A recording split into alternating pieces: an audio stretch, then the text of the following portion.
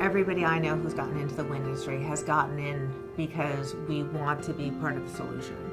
It allows for us to be producing our own energy while still maintaining our commitment to the environmental resources that we have. As population grows, energy demands grow. And we are absolutely faced with an unsustainable future. If you want to have that full diversity of wildlife, we have to change the system right now because we're losing species too fast. And well-sited wind energy produces one of the best solutions for clean energy. The greatest existential threat to birds is a changing climate. If we don't address that issue, species of birds will go extinct. We need wind energy to help us address that threat. Wind energy is not impact-free. No fuel source or energy source is impact-free. But wind has such low impacts, but even then we want to understand what they are, where they are, and what can we do about them.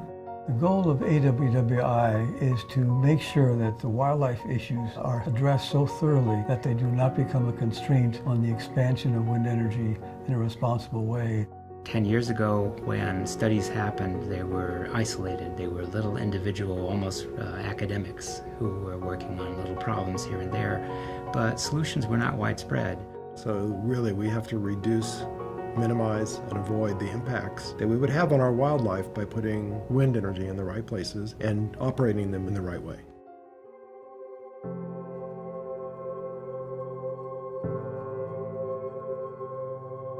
I made the effort to talk to about 15 different CEOs or chairmen of the board for environmental groups. And we said, we've got to create something that'll do the research necessary to do a better job.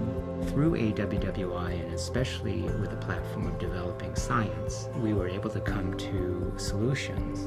The more we can collaborate and respect that we're all trying to reach the same goals, which is minimizing our impact on the environment, the more we'll accomplish those.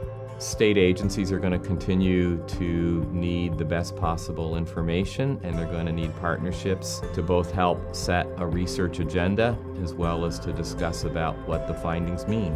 When AWWI was created, there was a recognition that there needed to be a much better understanding of what the risk is of wind on avian and bat species. Part of being responsible is continuing the research and the science behind what the risks really are and how we can solve the risks.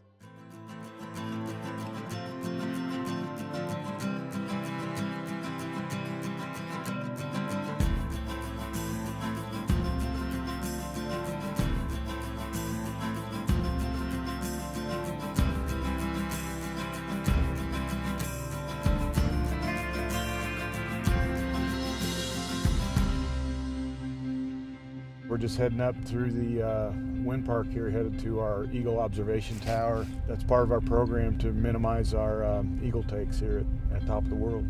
The 4 towers had 8,000 sightings in this 4-week period, and you've got video records of all of those. Yeah, I see that bird over on the 54 hill. Do you have an identification? Take a look at the cook. Can't see anything from this angle.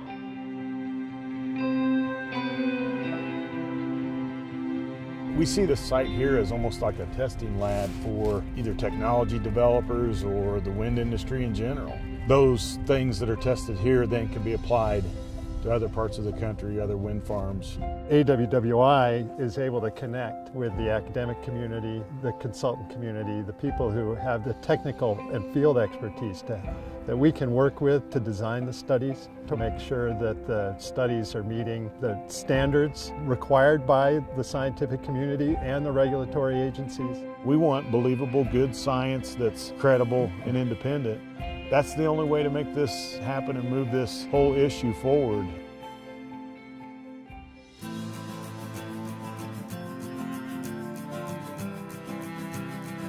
If you look at the difference from 10 years ago to today, it's night and day as to what we know and can do in this industry. As turbines get bigger, as we move offshore, there's still a lot of questions that are out there that we'll have to parse out. We're going to be coming up with solutions and answers that we may not even know what they are right now. It's responsible stewardship to shepherd a clean energy future, not only for wildlife, but for us as well. I mean, that's what all of this is about, right? We're trying to make a better world for ourselves and our children and their children.